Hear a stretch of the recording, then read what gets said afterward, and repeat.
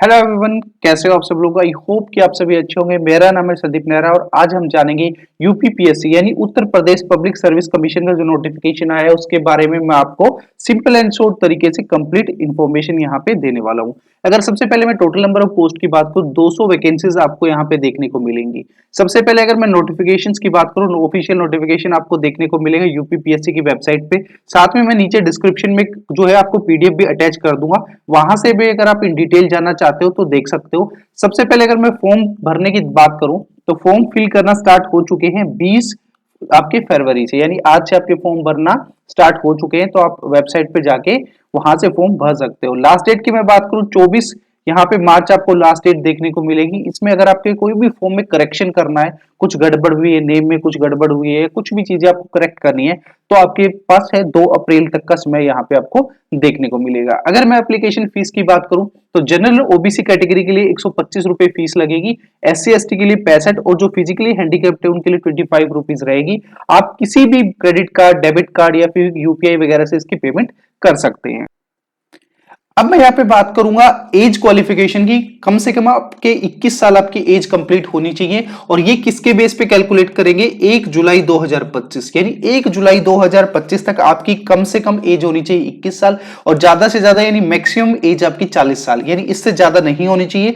कुछ जो age relaxation है वो आपको देखने को मिलेंगे, जैसे एससी कैटेगरी, एसटी कैटेगरी, जो कैटेगरी वाइज आपके एज रिलैक्सेशन है वो आप डिटेल पीडीएफ में चेक कर लेना। टोटल अगर मैं यहाँ पे बात करूं 200 वैकेंसीज आपको देखने को मिलेंगी। यहां पे आपको बैचलर डिग्री चाहिए, यानी कम से कम आपकी ग्रेजुएशन कंप्लीट हुई होनी चाहिए अगर आप किसी भी इनमें वैकेंसीज के लिए आप अप्लाई करना चाहते हैं। अगर कोई भी स्पेसिफिकली अगर आप जानना चाहते हो कि किस पोस्ट के लिए क्या क्या आपके क्वालिफिकेशन चाहिए वो आपके सामने है। अगर सबसे पहले मैं यहां पे बात करूं, आपके सामने है सब रजिस्ट्रार या फिर असिस्टेंट।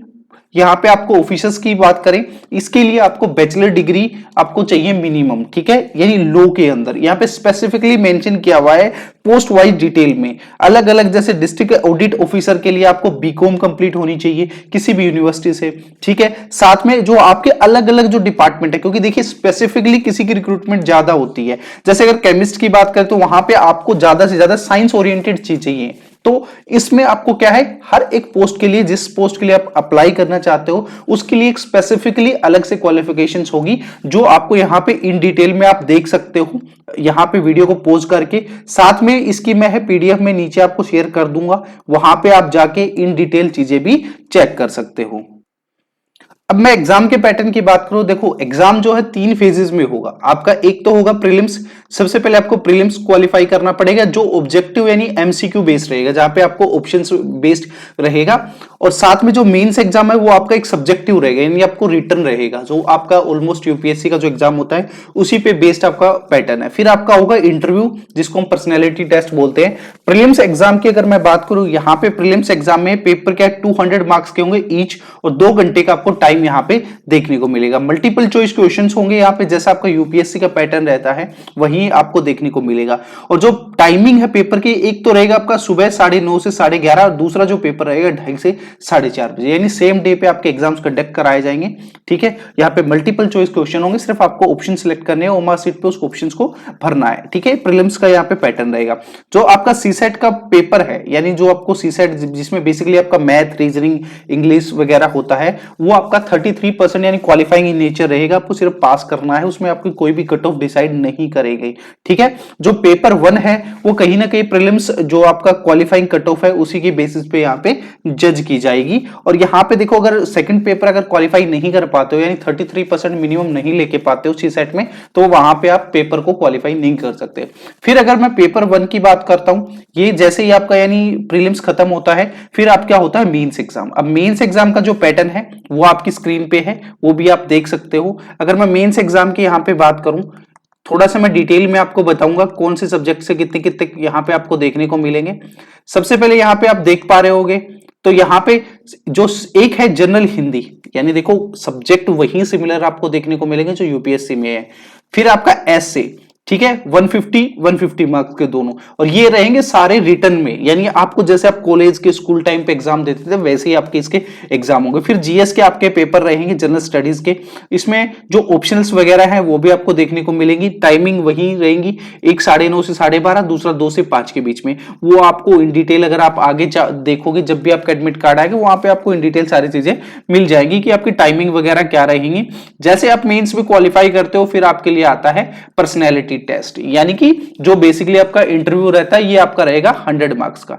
ठीक है, टोटल 100 मार्क्स आपको इंटरव्यू में देने पड़ेंगे। अब देखो पेपर 1 है जीएस का, जैसे इस तरीके से आप डिटेल बता रखा है कि भाई 2 घंटे का पेपर रहेगा, 200 मार्क्स रहेंगे, और यहाँ पे बाकी चीजें भी मेंशन की हैं किस किस टॉपिक से क्वेश्चंस आपके पूछे जाएंगे पेपर 1 में। जनरल स्टडीज का जो पेपर 1 है वैसे ही पेपर 2, क्योंकि ये मेंस की बात कर रहा है, पेपर 2 में आपको क्या देखने को मिलेगा, यानी कि प्रीलिम्स में आपका जीएस का पेपर 1 था, सी सेट का ये हो जाएगा पेपर 2 जिसमें आपको सिर्फ क्वालिफाइंग करना है, 33% नंबर लेके आने हैं, यानी ओवरऑल अगर मैं 200 में से बात करूं सिर्फ 66 मार्क्स आपको चाहिए।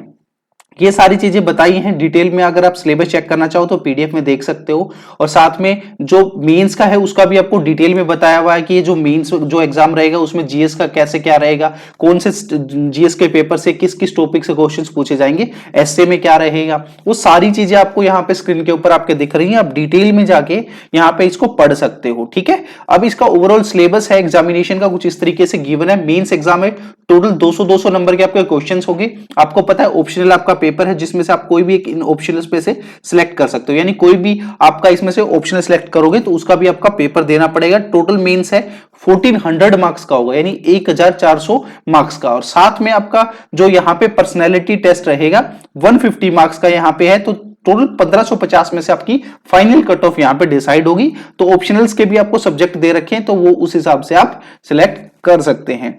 ठीक है, कुछ यहाँ पे वैकेंसीज में जैसे कुछ वैकेंसीज ऐसी होती है जिसमें कुछ फिजिकल स्टैंडर्ड्स होते हैं वो भी आप देख सकते हो। तो ये आपका ओवरऑल अगर मैं बात करूं यूपीपीएससी का पेपर था। अगर इसमें कुछ भी डाउट है तो नीचे आपके पास कमेंट सेक्शन ओपन है, प्लीज कोई भी डाउट हो तो आप मुझे डायरेक्टली वहां पे आप कॉन्टेक्ट कर सकते हो, आपकी डाउट को मैं डेफिनेटली सोल्व करूंगा। और इन फ्यूचर इसी तरह की इंफॉर्मेटिव वीडियोस के लिए हमारे चैनल के साथ जुड़ के रहिए। मिलते हैं नेक्स्ट क्लास में, तब तक के लिए thank you, have a good day.